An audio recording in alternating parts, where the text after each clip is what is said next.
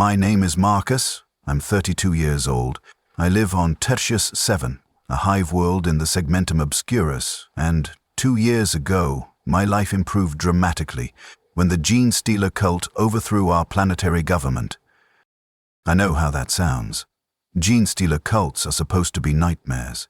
Xenos corruption, insidious infiltration, the prelude to tyrannid invasion. The Imperium's propaganda is clear on this. Cults are evil, traitors, enemies of humanity deserving only extermination. But I was there. I lived through the transition, and I'm telling you, the cult made things better. At least at first. At least for people like me.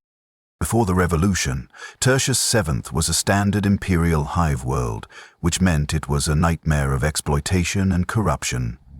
Governor Malthius and his aristocratic cronies controlled everything: food distribution, water rights, employment, housing. The upper hive lived in obscene luxury, while the lower hive starved. Arbites enforced order through brutality. The ecclesiarchy preached about suffering being holy, while their priests lived in gilded temples. I worked in Factorum 7 Beta, manufacturing components for Imperial Guard equipment. 16-hour shifts, dangerous conditions, pay that barely covered food, let alone housing or medical care. My younger brother Cale had contracted lung rot from the Factorum's toxic air. The Medici wanted payment we didn't have. We watched him suffocate slowly over 3 months because we couldn't afford treatment. This was normal. This was how billions of Imperial citizens lived. Suffering, dying, ground down by a system that extracted everything and gave nothing back. And we were supposed to be grateful for it, supposed to thank the Emperor for the privilege of serving. Then the revolution came. It started with strikes. Workers in the manufacturing sector stopped working, demanding better conditions, fair wages, medical care. The Arbites responded with violence, as they always did. They killed dozens in the initial crackdowns, expecting that would end the resistance. It didn't. More workers joined the strikes. Entire factorums shut down. The upper hive began to panic as production ceased, and their comfort depended on our labor. Governor Malthius declared martial law. Arbites units moved into the lower hive in force, arresting anyone suspected of sedition, executing strike leaders publicly. It should have broken us. It had always broken resistance before. But this time, people fought back, not just with riots, with coordination, with strategy, with weapons that appeared from somewhere, distributed to workers who suddenly knew how to use them. The Arbites found themselves facing organized resistance, ambushes, coordinated attacks that destroyed their armored transports and killed their officers. Within weeks, the lower hive was in open revolt. Within months, the resistance had pushed into the middle hive, overwhelming Arbites' positions, executing aristocrats who'd exploited us for generations. Governor Malthius fled to his orbital palace, leaving the planet to the revolutionaries. That's when we learned who'd been organizing everything. The cult of the Star Children. A group we'd vaguely heard about, strange people who worshipped something called the Star Children, who supposedly had mutants among their numbers, who lived in the deep underhive where even Arbites didn't go. They'd led the revolution, and now they controlled the planet. I expected things to get worse, new tyrants replacing old tyrants, revolutionary rhetoric masking the same exploitation. That's how it always worked, right? Power just changed hands while the bottom stayed crushed. But it didn't happen that way. The cult immediately began restructuring society. Food distribution became centralized and fair. Everyone received rations based on need, not wealth or status. Healthcare was provided free to all citizens, with Medicaid stations established throughout the hive levels. Housing was redistributed. The empty mansions of fled aristocrats became communal living spaces for those who'd been homeless. Work shifts were reduced to 8 hours with mandatory rest periods. Safety standards were enforced, wages increased, The factorums continued operating, but under new management that actually cared whether workers lived or died. Crime plummeted, not through Arbeite's brutality, but through community organization. The cult established neighborhood watches, dispute resolution councils, rehabilitation programs for criminals. People who'd resorted to theft because they were starving no longer needed to steal. They had food. People who'd turned to violence out of desperation had options now. It was functional, efficient, better than anything the Imperium had provided. Yes, the cult was strange. They held ceremonies worshipping the Star Children, mysterious entities they believed would one day arrive to elevate humanity. Some of their members were visibly mutated. Extra arms, strange skin textures, facial deformities. They didn't hide this. They called it the blessing and treated the mutated members with reverence rather than disgust.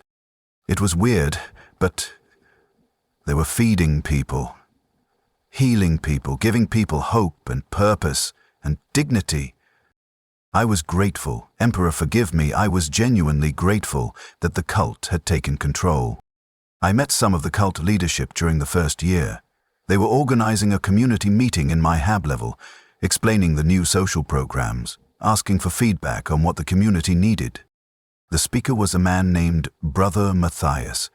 He was obviously mutated. His hands had too many fingers, his eyes were slightly too large, positioned wrong on his face. But he spoke with genuine warmth and concern. "We understand the transition has been difficult," he said, addressing the gathered crowd. "The old order collapsed, and building something new takes time. But we are committed to serving the people of Tertius 7. You are our brothers. You are beloved, and the Star Children will welcome all who serve faithfully." Someone in the crowd asked about the mutations. "Why do some of you look different? Is it disease? Corruption?" Brother Matthias smiled, a slightly unsettling expression on his malformed face, but seemingly genuine. "It is evolution. The blessing of the Star Children, transforming us into something greater. Not everyone receives it. Not everyone is ready, but those who do are elevated, brought closer to perfection." "Is it contagious?" another person asked, fear in his voice. "No, the blessing comes only to those chosen by the Star Children. You need not fear it, unless you are called to receive it." The meeting continued. They discussed infrastructure improvements, food distribution schedules, medical priorities. Everything was organized, logical, transparent. The cult leadership wasn't hiding in palaces. They were here, among us, listening to concerns and addressing them. It felt legitimate. It felt like they actually cared about improving our lives rather than exploiting us. I left that meeting thinking maybe, just maybe, we'd gotten lucky, that the cult was genuinely trying to build something better. I was so naive. The first sign something was wrong came 18 months into the cult's rule. My friend Joran announced he'd been invited to join one of the cult's inner circles, deeper levels of involvement, reserved for those who'd proven their dedication to the new society. He was honored, excited. He'd been volunteering at medical stations, helping distribute food, participating in community organization. The cult had noticed his contributions and wanted to elevate him. "This is incredible, Marcus," he said, his face bright with enthusiasm. "They're going to teach me the deeper truths, about the Star Children, about the future they're building. I'll be part of something important." "What does that involve?" I asked, feeling vague unease I couldn't articulate. "I don't know exactly. They said I'd understand once I was initiated. There are ceremonies, teachings, communion with the blessed. It's supposed to be transformative." "Joran, be careful. We don't really know these people. The cult saved us," he interrupted firmly. "They gave us food when we were starving. They gave us hope when we had none. They're building something better than the Imperium ever did. I want to be part of that." I couldn't argue with his logic. Everything he said was true. The cult had improved our lives dramatically. Why shouldn't he join their inner circles? Why was I feeling this instinctive wariness? He left 3 days later for his initiation, descending into the lower hive levels where the cult's primary installations were located. I didn't see him for 2 weeks. Comment star children if you see where this is going. When Joran returned, he was different. Not physically. He looked the same. Still my friend of 15 years. Same face, same voice. But something fundamental had changed. The easiness between us was gone. He looked at me like I was an acquaintance rather than a brother. Polite, but distant. How was it? I asked when he visited my hub unit. The initiation? Profound, he said, his voice carrying a strange flatness. I understand now. The Star Children's purpose, our role in their grand design. Everything makes sense. Can you explain it? Not to those outside the inner circles. The truth is delicate. It must be experienced to be understood. You wouldn't comprehend if I just told you. This wasn't how Joran talked. He'd always been direct, open, eager to share ideas and debate philosophy. Now he sounded like he was reciting prepared responses. Are you okay? I asked carefully. You seem different. I'm better than okay.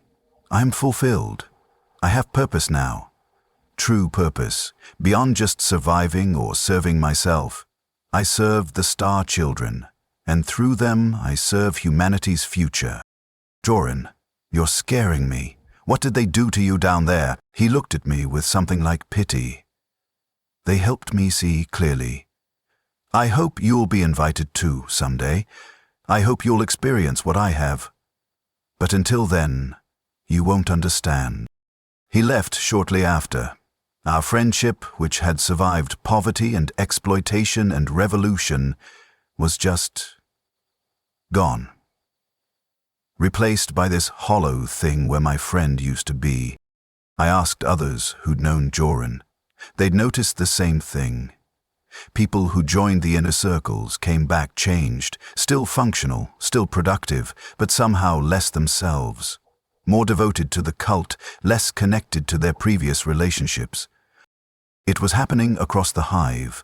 Thousands of people accepting invitations to the inner circles, descending into the depths, returning transformed. And no one who went down there ever spoke about what happened.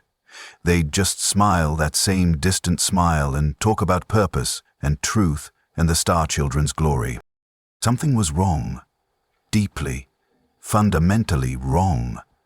But the cult was still improving lives on the surface. Still providing food and medicine and order. How could I accuse them of wrongdoing when their governance was objectively better than the Imperium's had been? I started paying closer attention. Watching, noticing things I'd overlooked before. 2 years into the cult's rule, I received my own invitation. It came from Brother Matthias himself, delivered during a community meeting I'd attended. He approached me afterward, his malformed face friendly, his too many-fingered hand extended in greeting. "Marcus," he said warmly, "we've noticed your contributions, your volunteer work, your dedication to community welfare. You've proven yourself a valuable member of our society." "Thank you," I said, carefully shaking his hand, which felt wrong, the extra fingers creating an unsettling grip. "We'd like to invite you to join our inner circles, to learn the deeper truths of the Star Children's purpose, to become part of the foundation we're building." There it was, the invitation I'd been dreading since Joran's transformation. "I'm honored," I said, trying to keep my voice neutral. "But I'm not sure I'm ready for that level of commitment.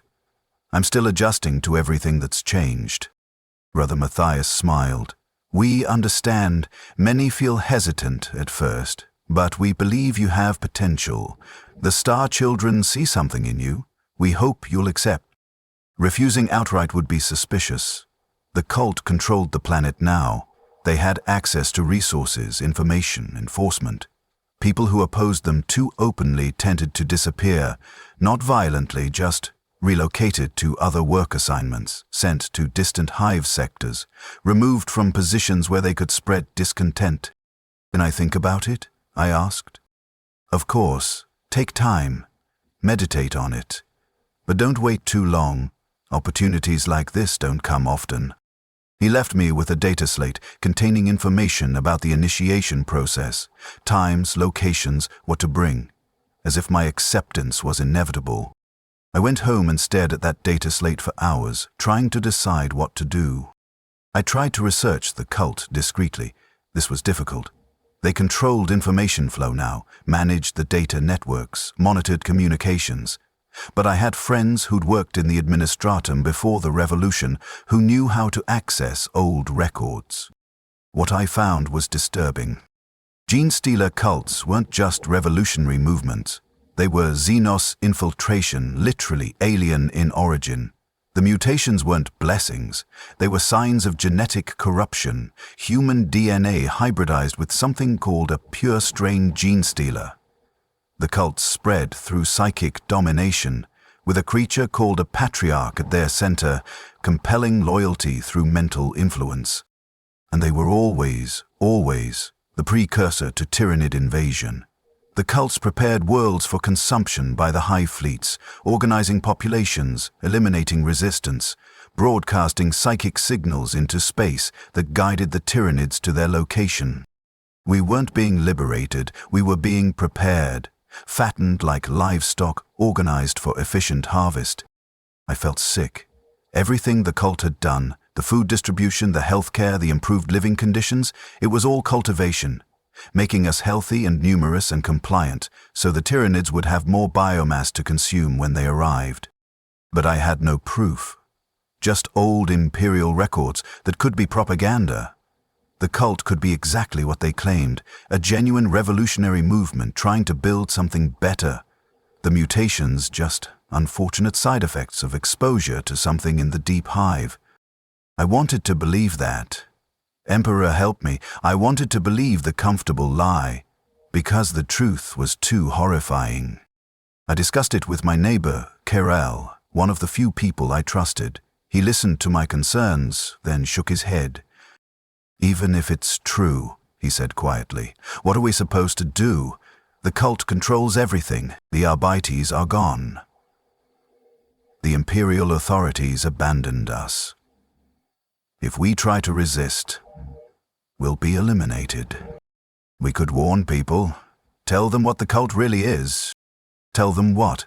That the government feeding and healing them is actually Xenos corruption preparing us for alien invasion? They'll think you're insane. Or worse, they'll report you to the cult for spreading sedition. He was right. The cult had done too much good.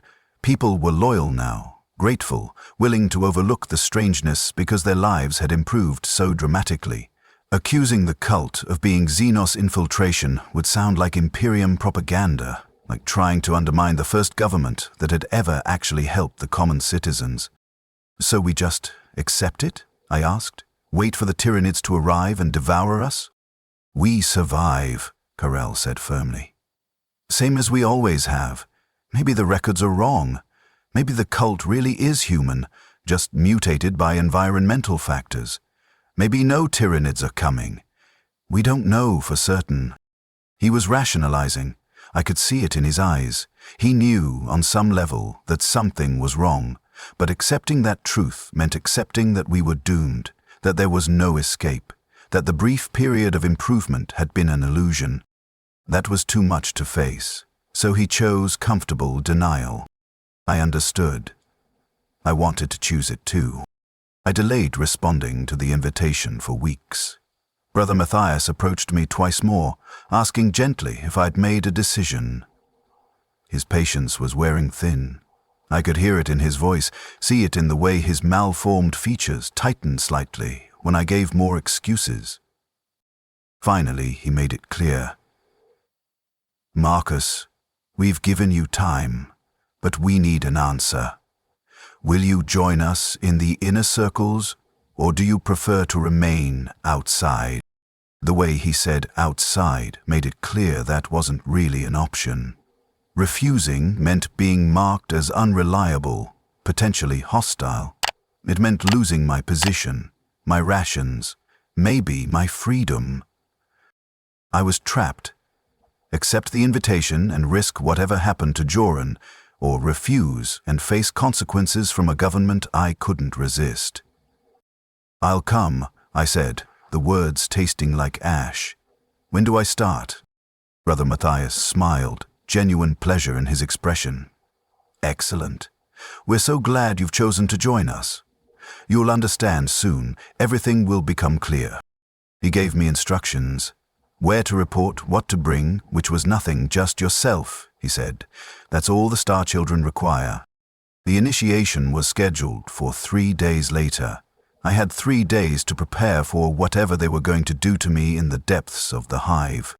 Share this if you feel the trap closing. I spent those 3 days trying to prepare mentally, researching what I could about psychic resistance, though information was scarce. The Imperium didn't teach commoners about psychic phenomena. That knowledge was restricted to sanctioned psychers, inquisitors, those with clearance I'd never have. I learned a few things from old texts. Psychic domination required proximity and sustained exposure. The Patriarch, if that's what was down there, would try to establish mental connection. Resisting meant focusing on your own identity, your own will, refusing to accept the thoughts that weren't yours. It sounded impossible. How do you distinguish your thoughts from implanted ones? How do you resist something operating directly on your consciousness? I didn't know. But I had to try. Carol tried to convince me not to go. "Tell them you're sick. Flee to another hive sector. Something. Don't go down there. If I don't, they'll come for me. You know that. Maybe that's better than what they'll do if you do go." Maybe it was. But I was curious too, despite my fear. I wanted to know the truth. Wanted to see what had changed Joran. Wanted to understand what the cult really was beneath their benevolent governance. So I went. I reported to the designated location, a habrock in the mid-hive that served as a cult administrative center. Brother Matthias met me there, along with a dozen others who'd been invited, all of us nervous, trying to hide it, pretending we were honored rather than terrified. "Welcome, brothers," Matthias said, his voice warm. "Today you begin your true journey. Today you will meet the source of all blessing. Today you will understand." He led us to an elevator that descended far deeper than any public level I'd visited. We sank down through the hive's infrastructure, past the factorums, past the hab levels, into regions where the air grew thick and warm, where the walls were no longer clean but covered in strange organic residue. Down, down, down into the depths where something waited, something that would change everything.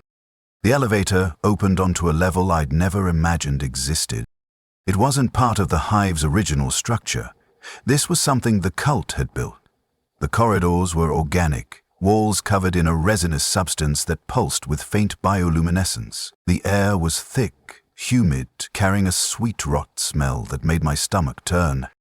We walked in silence, following Brother Matthias deeper into the complex.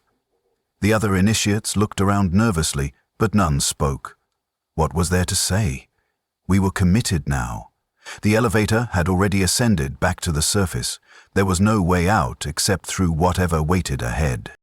The corridor opened into a vast chamber. And that's where I saw it.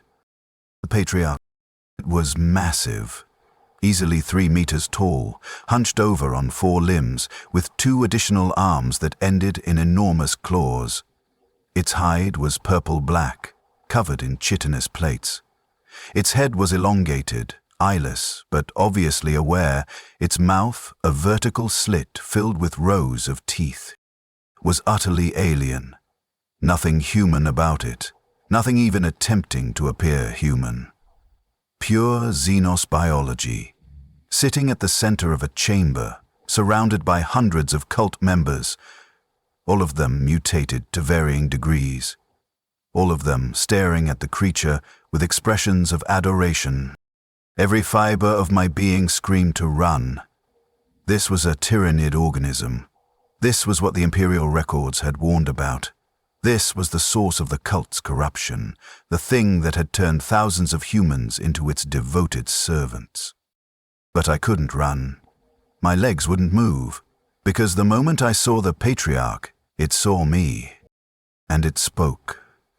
Not with sound, with pure psychic force, directly into my mind. "Welcome, child. Welcome to the family." The voice was overwhelming, warm, loving. It felt like being embraced by a father you'd never known, like coming home after years of wandering, like finding purpose after a lifetime of meaningless suffering. I felt love radiating from the creature, genuine, total, unconditional love. It knew me, knew my suffering, my pain, my brother dying because we couldn't afford medicine, my years of exploitation under the Imperium's indifference. It knew everything, and it loved me anyway. It loved me because of my suffering, not despite it. "You have endured so much," the Patriarch's voice continued, filling my mind with warmth. "You have suffered under cruel masters who saw you as expendable. But you are not expendable. You are precious. You are beloved. You are family." I felt tears running down my face. This thing, this Xenos abomination, was offering something the Imperium never had. Recognition, value, love. Join us. Accept the blessing. Become part of something greater. The Star Children are coming, and they will elevate all who serve faithfully. You will be transformed, perfected, made glorious. Around me, the other initiates were weeping too. Some had fallen to their knees. Some were reaching toward the Patriarch with desperate longing. The psychic compulsion was overwhelming, crushing, irresistible. I wanted to submit.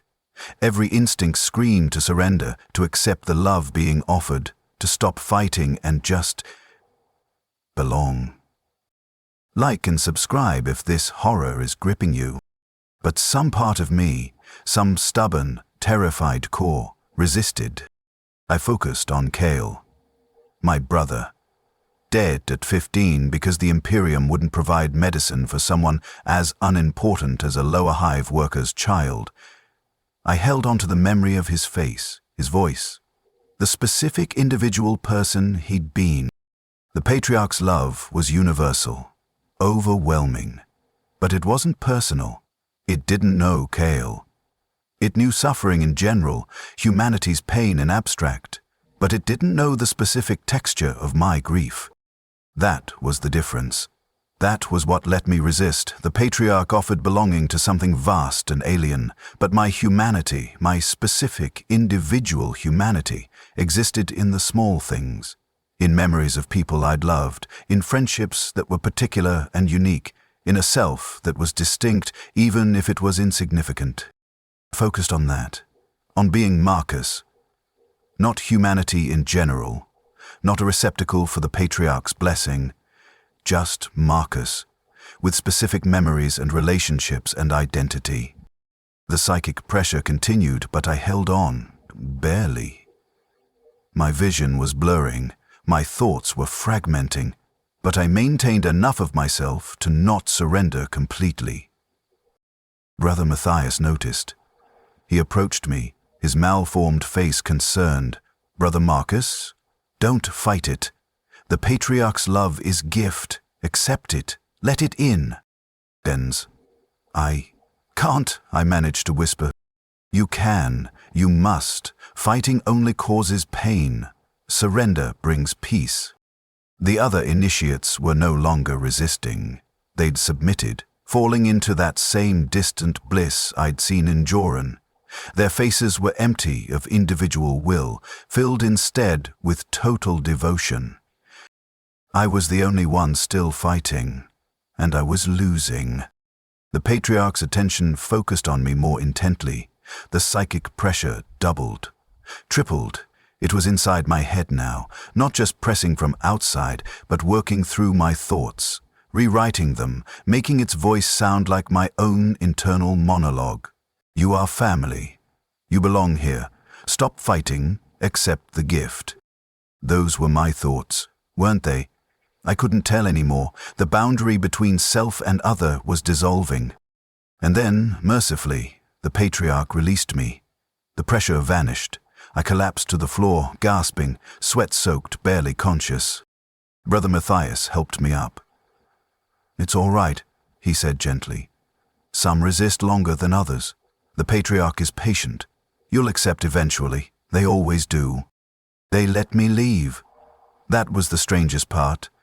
I'd seen the Patriarch, experienced its psychic domination, understood what the cult really was, and they just let me return to the surface. Brother Matthias explained as he escorted me back to the elevator. "You've been touched now. The Patriarch's presence lingers.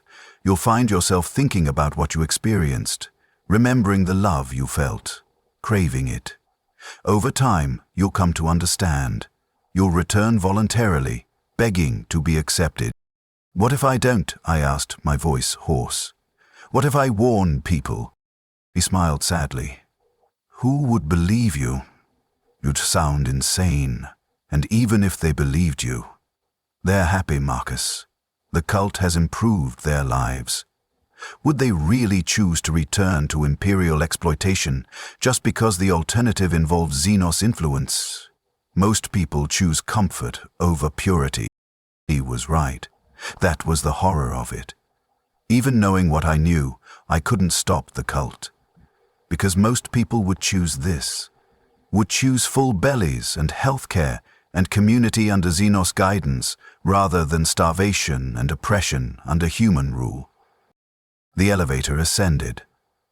I emerged back into the mid-hive, into the normal world of factorums and hab blocks and daily routine. But nothing felt normal anymore. Nothing felt real. Because the Patriarch's touch hadn't left, I could still feel it, lingering in my thoughts, a warm presence at the edge of my consciousness, waiting, patient, ready to grow stronger whenever I let my guard down. I was infected now. Not physically, I wasn't mutated, but psychically, mentally. The seeds of devotion had been planted and they would grow whether I wanted them to or not. Over the following weeks, I discovered Brother Matthias had been right. I couldn't stop thinking about the Patriarch. Not out of fear, but out of longing.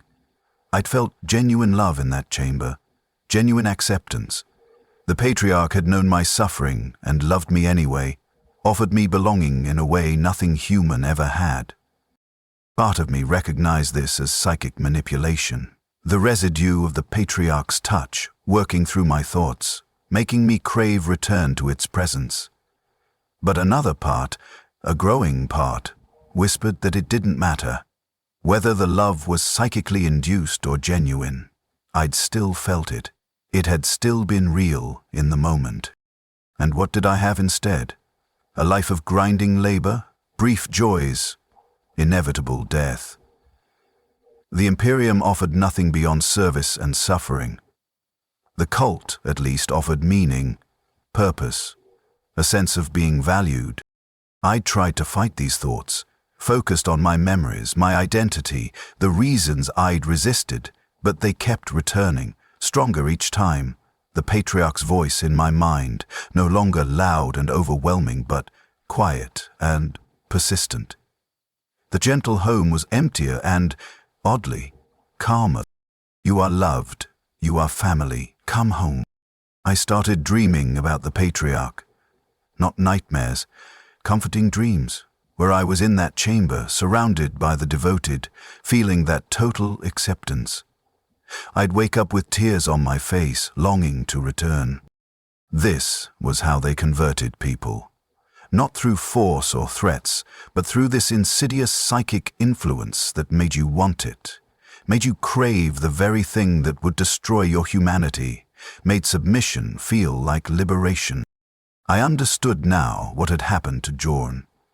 He hadn't been brainwashed in any crude sense. He'd simply been exposed to something that offered what every human secretly wants: unconditional love, absolute belonging, purpose beyond mere survival.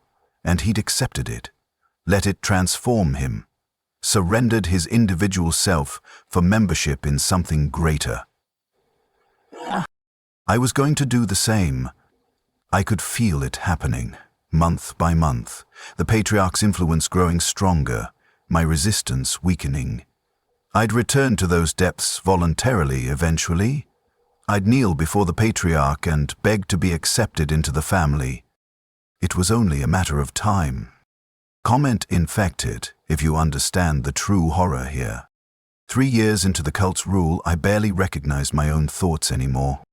I still went through the motions of daily life, worked my shifts at the Factorum, maintained my HAB unit, participated in community activities. From the outside, I appeared normal, functional, just another citizen of the new order. But internally, I was fragmenting. My thoughts were no longer entirely mine. The Patriarch's influence had woven itself through my consciousness so thoroughly that I couldn't distinguish between my genuine beliefs and the ones it had implanted. I'd catch myself thinking, the cult really has improved things. People are healthier, happier. Maybe Xenos' influence isn't corruption. Maybe it's evolution. Maybe the Star Children really will elevate humanity to something better.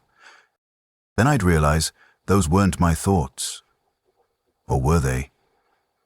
Maybe they'd started as psychic implantation, but I'd come to genuinely believe them. How could I tell the difference? I'd tried to maintain rituals that anchored me to my human identity. I'd recite my name, my history, my memories of Kale. I'd list the reasons I'd initially resisted. The Patriarch was Xenos, the cult was Tyranid infiltration. This was preparation for invasion and consumption. But these facts felt increasingly abstract. Meanwhile, the Patriarch's love felt immediate, tangible, real. I'd felt it. I still felt it, lingering in my mind, a warm presence that never entirely left. The psychic touch was like an addiction. The more I experienced it, the more I craved it. And there was only one way to get more: return to the depths. Submit completely. Let the Patriarch finish what it had started. I was fighting a losing battle, and part of me no longer wanted to fight. I saw Joran regularly now. He sought me out, friendly and concerned, clearly trying to bring me fully into the family. "You're struggling," he observed one day. "I can see it. You're fighting something that would bring you peace." "Peace through psychic domination," I said. "That's not real peace." "Isn't it? You felt the Patriarch's love. You know it was genuine. Does it matter that it's psychic if the result is the same? Happiness, belonging, purpose. These are real regardless of their source. It's manipulation, Joran. The Patriarch is making us feel this way to control us. Or it's making us feel this way because it genuinely loves us and wants us to join the family. You're so certain it's sinister. What if you're wrong? What if the Patriarch really is trying to help humanity transcend the Imperium's cruelty?" These conversations always left me doubting myself. Joran had been my best friend for years. He'd been smart, skeptical, not easily fooled. If he believed the cult was genuine, if he'd submitted willingly and found happiness there, maybe I was wrong to resist. Maybe the Patriarch's love was real. Maybe the Star Children really were coming to elevate humanity. Maybe Xenos cooperation was the future rather than the heresy the Imperium claimed. Or maybe I was just rationalizing my inevitable surrender because the psychic influence had progressed too far to resist anymore. I didn't know. I couldn't know. My thoughts were no longer trustworthy. 4 years into the cult's rule, the physical mutations became more widespread. It started subtly. People developing extra fingers like Brother Matthias, skin taking on purplish hues, eyes growing larger and darker. The cult called these minor blessings. signs that the Star Children were beginning their transformation of humanity. Most people accepted it. They'd been prepared through years of propaganda about evolution and transcendence, and the mutations didn't impair function. If anything, people with extra limbs or enhanced senses were more productive, more capable. I watched friends transform gradually. Karel, who'd urged me to avoid the inner circles, eventually joined himself. He returned with an extra arm sprouting from his shoulder, which he used to incredible effect in his construction work. He seemed happy, fulfilled, better than he'd been before. More people were being born mutated now, infants with genetic traits that obviously weren't human. The cult celebrated these births as proof that the Star Children's gift was taking hold, that the next generation would be evolved, better prepared for the coming elevation. The Imperium would have called this genetic corruption, Xenos taint that needed to be purged. Every child born with these mutations would be executed, every adult transformed would be cleansed with fire. But here, it was normal, celebrated. The mutated were the blessed, marked as special, elevated above those who remained baseline human. I found myself envying them. Not consciously. The thought would just appear, fully formed. They've accepted the gift. They're happy, transformed, part of the family completely. Why am I still fighting? The Patriarch's influence, definitely, but it felt like my own thought, my own desire. The line had blurred completely. I started attending cult ceremonies, not inner circle meetings. I still hadn't officially joined, but the public gatherings where Brother Matthias and others preached about the Star Children, about the coming transformation, about the glorious future awaiting the faithful. I told myself I was gathering information, understanding the enemy, but really, I just wanted to be near it. Near the psychic presence that radiated from the cult's devoted members, the echo of the Patriarch's love that I'd felt in the depths. Brother Matthias noticed my attendance. Approached me after one ceremony. "Brother Marcus," he said warmly, "we're pleased you're participating more. Have you reconsidered joining us fully?" "I'm thinking about it," I admitted. The words came easier now, less frightening. "The Patriarch asks about you specifically, wonders why you continue resisting when surrender would bring such peace. It grieves him to see you suffering unnecessarily." The Patriarch remembered me, specifically. Among thousands of followers, it had singled out my resistance and felt grief over it. That was touching. In a deeply disturbing way, it was genuinely moving. "Tell him I'm sorry," I heard myself say. "Tell him I'm trying. I just need more time." Brother Matthias smiled. "Time is something we have. The Star Children are patient. When you're ready, we'll be waiting.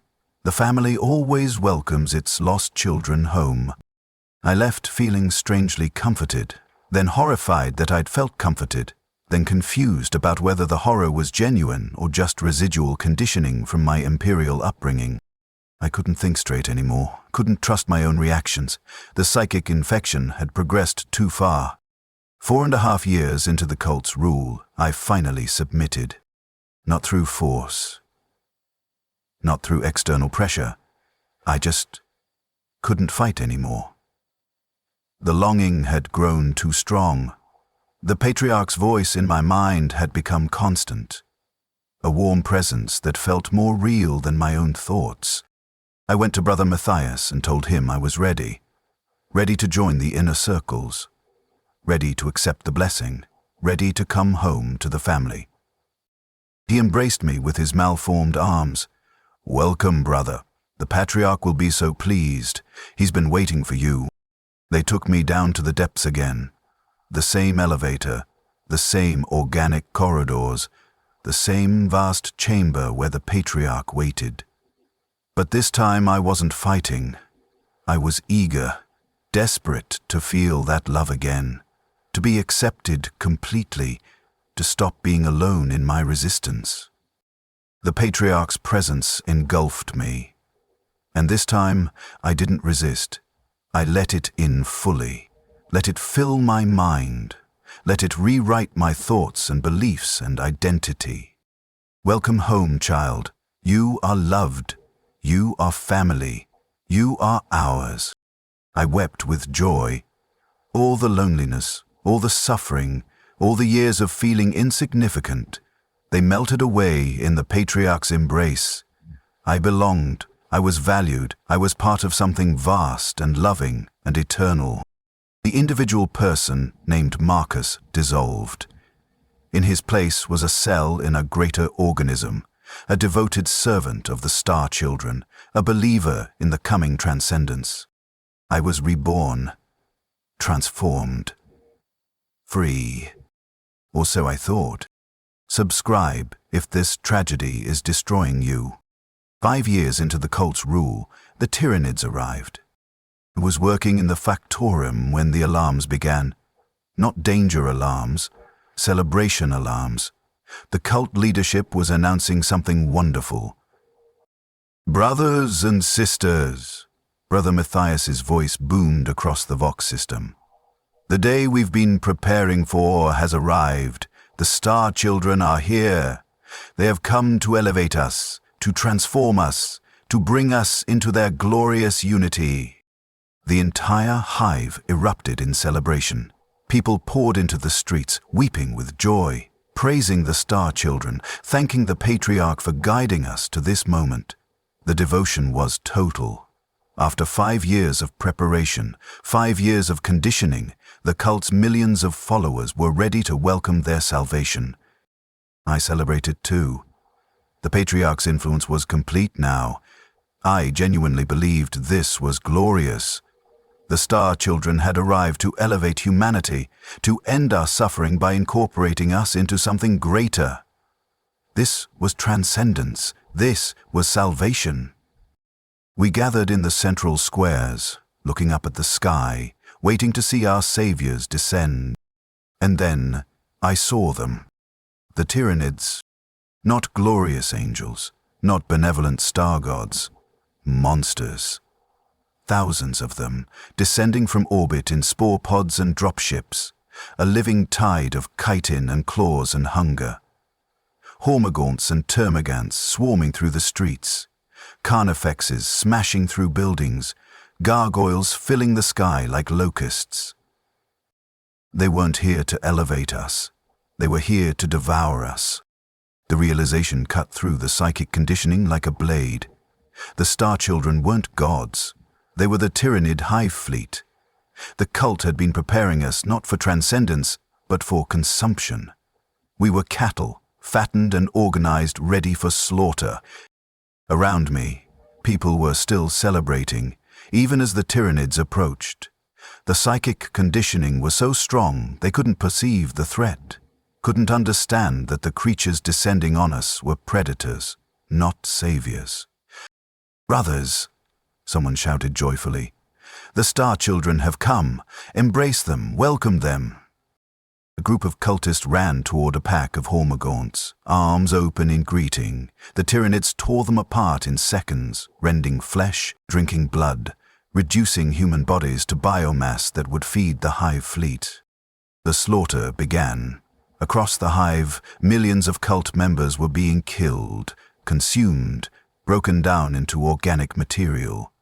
And many of them died still believing this was salvation, still praising the Star Children as their bodies were torn apart.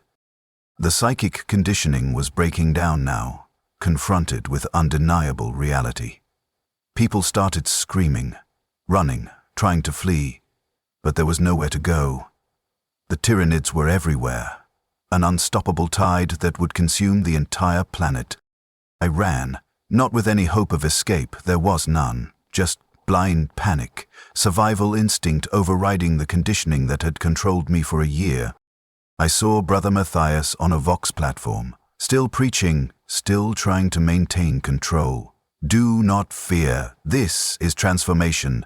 This is unity with the Star Children. Accept it. Embrace. A carnifex's crushing claw ended his sermon. He was gone in an instant, reduced to paste, his message of salvation dying with him. I found Carol in the chaos. He was huddled in an alley, his extra arm torn off, bleeding, his face showing the dawning horror of understanding. "They're killing us," he gasped. "The Star Children, they're killing us. This was supposed to be salvation." The Patriarch said. "The Patriarch lied," I said. The truth finally clear. Oh, the Patriarch was just another tool. A lure. Something the Tyranids use to make prey organize itself, fatten itself, prepare itself for consumption. So everything, the food distribution, the healthcare, the community, all of it was just cultivation? Yes. Making us healthy and numerous and compliant. Better biomass, more efficient to harvest. Carol laughed bitterly. The cult was better than the Imperium, though. That's the sickest part. They actually fed us, healed us, gave us dignity. Even knowing it was just to make us better food, it was still an improvement over Imperial rule. He was right. That was the horrible irony. The Xenos cult preparing us for consumption had treated us better than humanity's own government ever had.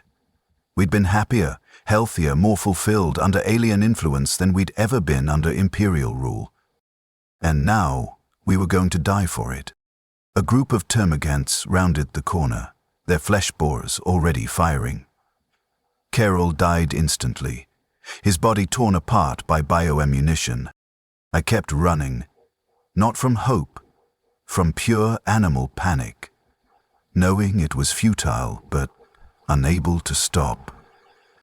Ended up back at the entrance to the cult's underground complex. The elevator was open, bodies piled around it, cultists who'd tried to retreat to the Patriarch to seek protection from their father god. I descended, not for protection, for answers, for understanding, for one last look at the creature that had destroyed my mind and my world. The organic corridors were collapsing now. The Tyranid biomass was being reabsorbed into the hive fleet, the cult's infrastructure no longer needed. The walls were liquefying, dripping, dissolving into organic slurry. I reached the central chamber. The Patriarch was still there, but it was dying. Larger Tyranid organisms, warriors and a hive tyrant, were consuming it, breaking it down, reclaiming its biomass. The creature that had been worshipped as a god was just food now, harvested like the rest of us. It saw me. Even dying, it recognized me, and I felt one last psychic pulse. "I am sorry, child. I did what I was made to do. I loved you as I was designed to love you, but my love was never real, only instinct, only programming." Then it was gone, dissolved into the hive fleet's biomass, its consciousness absorbed into the greater hunger. I stood in that collapsing chamber, understanding, finally. The Patriarch hadn't been evil. It hadn't chosen to manipulate us. It was just a tool, a lure, a biological mechanism designed to prepare prey for consumption. Its love had felt real because, in a sense, it was, but it was the love of a predator for prey, affection designed to make the harvest easier. We'd been played, all of us, the entire planet. 5 years of improvement, of hope, of believing we'd been liberated. All of it just preparation for this moment, for the harvest. The ceiling collapsed. The Tyranid biomass poured in, consuming everything, including me. My last thought, as the hive fleet broke me down to my component molecules, was bitter recognition. The freedom had been comfortable captivity. The liberation had been cultivation, and we'd chosen it willingly, grateful for the scraps of dignity it offered, never understanding that dignity was just seasoning for the slaughter. Share this if the horror is complete. This is what living under Genestealer cult liberation really means in Warhammer 40K. Not obvious corruption, not immediate horror, but slow, loving conversion, being offered everything you've ever wanted, food, healing, community, purpose, by something that sees you as livestock, being made healthier and happier, specifically so you'll be better biomass when the harvest comes. The cult did improve our lives. That's not propaganda. They genuinely fed us, healed us, gave us dignity the Imperium never did. And that's what made them so effective. The lies were wrapped in truth. The corruption came through kindness. We submitted willingly because submission offered more than resistance ever had. We died grateful because we'd been conditioned to see our consumption as transcendence. We never had a chance because the alternative, imperial rule, was so much worse that Xenos cultivation genuinely seemed like improvement. That's the brutal reality. Sometimes the monsters are honest about being monsters, but sometimes they're kind and gentle and loving, and they fatten you with care before they slaughter you with the same affection. The Genestealer cult didn't conquer Tertius 7 through force. They conquered through mercy, and that mercy was the most effective weapon they could have used. Because when you're starving, when you're suffering, when you've been abandoned by the government that's supposed to protect you, you'll accept help from anyone, even if that help is just preparation for your own consumption. We chose this. We chose the cult over the Imperium because the cult was objectively better. And we died for that choice, consumed by the very thing we'd welcomed as salvation. That's the horror. Not that we were deceived, but that the deception was preferable to the truth we'd been living under. Not that the cult was evil, but that it was better than the alternative and still led to our destruction. The Tyranids devoured Tertius 7th completely. 7 billion humans broken down to biomass. The cult succeeded perfectly, preparing the planet for efficient harvest, eliminating resistance, ensuring the Hive Fleet could consume everything with minimal effort. From the Imperium's perspective, we were traitors who got what we deserved. From the cult's perspective, we were beloved children welcomed into eternal unity. From the Tyranids' perspective, we were just food, efficiently organized by the biological lure they'd evolved to cultivate, prey. None of them saw us as people. Not really, just resources, just biomass, just numbers in calculations of utility and consumption. The only difference was that the cult pretended to care, and that pretense was enough to doom us all. If this story showed you the insidious horror of Tyranid preparation, comment biomass. If you understand how liberation can be another form of enslavement, subscribe. If you think others need to know this truth about Genestealer cults, share it. If the cult's rule lasted 5 years, that was 5 more years than most of us would have survived under imperial exploitation. So were we better off? Were we worse off? Or does it even matter when the end result is the same? Death as resources for powers that never saw us as human. I don't have answers. I died with the rest of my world, consumed by the Hive Fleet, my biomass recycled into new Tyranid organisms that would go on to consume other worlds. But if any record of this survives, if anyone learns what really happened on Tertius 7, maybe they'll understand. The most dangerous cults aren't the ones that promise suffering. They're the ones that promise salvation and deliver it, right up until the moment they deliver you to the things that devour worlds. That's the brutal reality of living under Genestealer cult liberation in Warhammer 40K.